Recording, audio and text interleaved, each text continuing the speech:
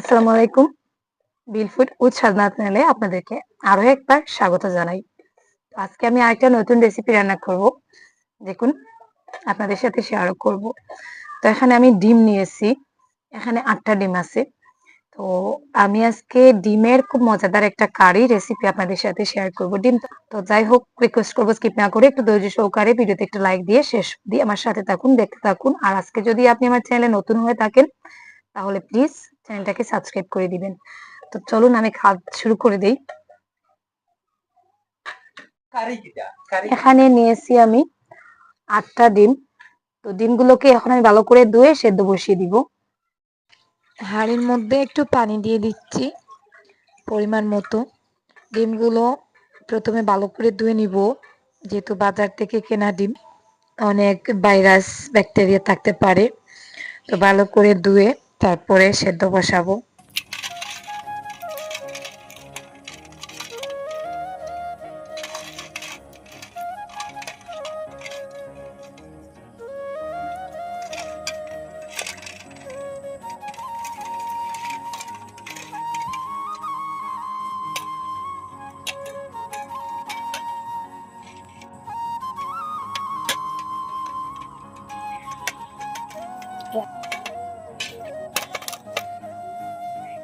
ডিমটা ধোয়া হয়ে গেছে। এখন আমি হাঁড়িটা ভালো করে ধুয়ে পরিষ্কার করে নিয়েছি। আর তারপরে চুলায় জাল করে নিচ্ছি ডিমটা সেদ্ধ করার জন্য।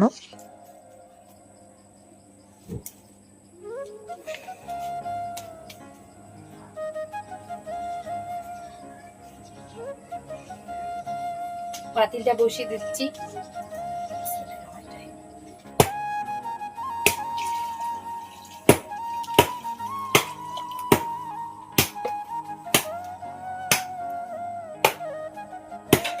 পরিমাণ মতো পানি দিয়ে ডিমগুলো এখন আস্তে আস্তে করে হাঁড়ির নিচে এভাবে বসিয়ে দিব।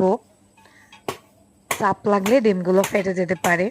আর ডিমের কোনো অংশ যদি হালকা একটু চিচড়ি দিয়ে ফেটে যায় তাহলে পরে ডিমটা সেদ্ধ হওয়ার আগে হাঁড়ির মধ্যে মেলে যাবে, ভেতরের অংশটা বাইরে বেরিয়ে আসবে। তো আমি এখন ১ চামচ লবণ দিয়ে দিচ্ছি।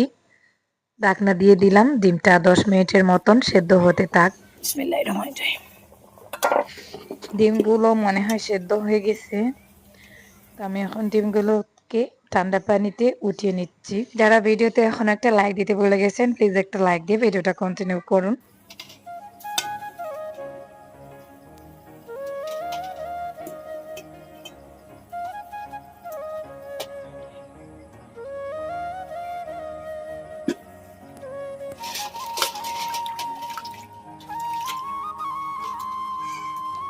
ডিমগুলো হালকা একটু ঠান্ডা হয়ে গেছে। এখন খোসাটা আলাদা করে নিচ্ছি।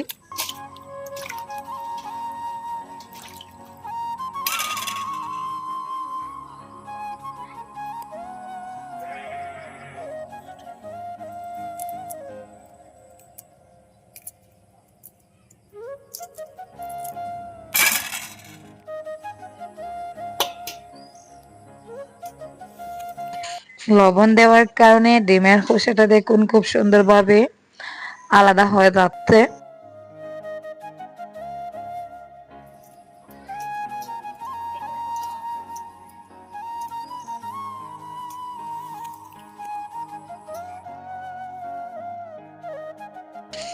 ডিমের ভেতরে যাতে মশলা ঢুকে সেজন্য একটা ছুরি নিয়ে ডিমগুলোকে এভাবে হালকা হালকা করে কেটে নিচ্ছি।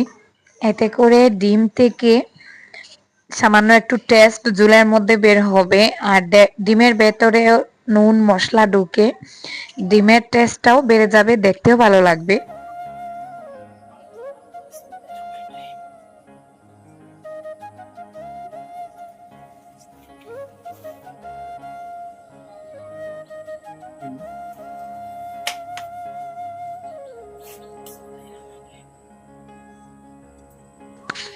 কড়াই গরম করে তেল দিয়ে তেলের মধ্যে একটু হলুদের গুঁড়া সামান্য একটু মরিচের গুঁড়া দিয়ে ডিমটা দিয়ে দিলাম।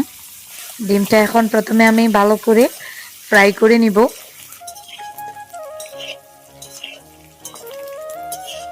আলু পুড়িয়া ফেলছি বাবা আমের বাড়ি ডিমটা ফ্রাই হয়ে গেছে, এখন উঠিয়ে নিচ্ছি।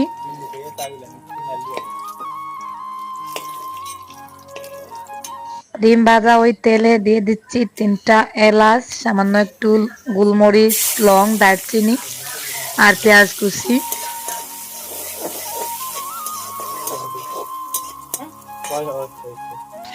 দিয়ে দিচ্ছি পরিমাণ মতো রসুন বাটা।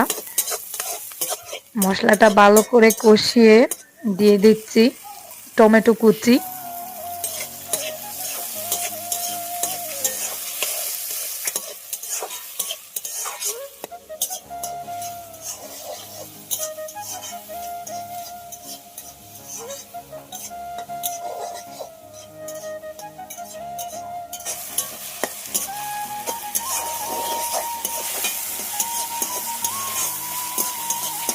মশলা আর টমেটো থেকে যখন তেল ছেড়ে দিচ্ছে, আমি দিয়ে দিচ্ছি হলুদের গুঁড়া, মরিচের গুঁড়া, ধনিয়ার গুঁড়া, সামান্য একটু জিরার গুঁড়াও দিচ্ছি।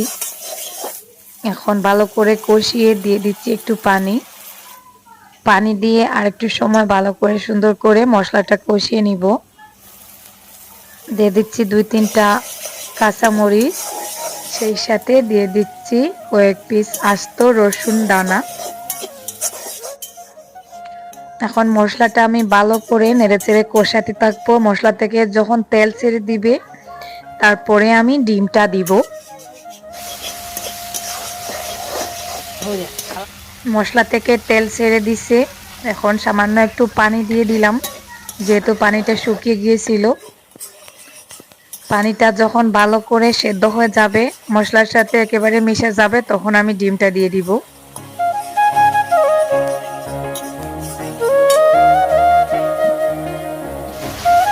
দেখুন মশলাটা কতটা মাখো মাখো হয়েছে। এই অবস্থায় আমি ভেজে রাখা ডিমটা দিয়ে দিচ্ছি।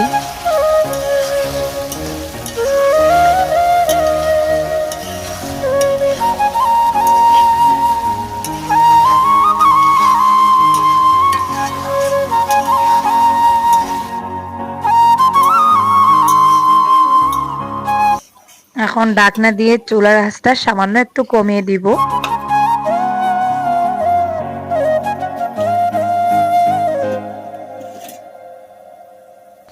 পানিটা শুকিয়ে গেছে, আমি সামান্য একটু জল অ্যাড করছি। এখন চুলার আঁচটা আর একটু বাড়িয়ে নাড়াচাড়া করে রান্নাটা করে নিব। অনবরত নাড়াচাড়া করে ডিমগুলো উল্টে পাল্টে দিব। দেখুন এখন গ্রেভিটা ঘন হয়ে গেছে, আর আমি কোনো পানি অ্যাড করব না।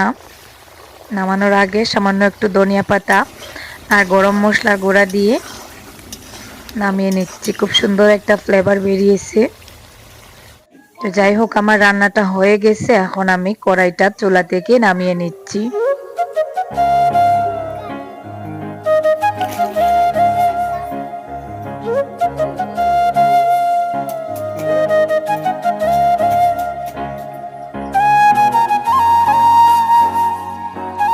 একটা বোলের মধ্যে তরকারিটা সার্ভ করে নিলাম। দেখুন কালারটা কত সুন্দর আসছে। যতটা ঠান্ডা হয়েছে গ্রেভিটা আরো ঘন হয়েছে। দেখুন ফাইনালি আমার ডিম কষা হয়ে গেল। তো যাই হোক, রেসিপিটা কেমন লাগলো কমেন্টে জানাতে পারেন। আর এতক্ষণ আপনাদের মূল্যবান সময় ব্যয় করে ভিডিওটা দেখার জন্য অসংখ্য ধন্যবাদ।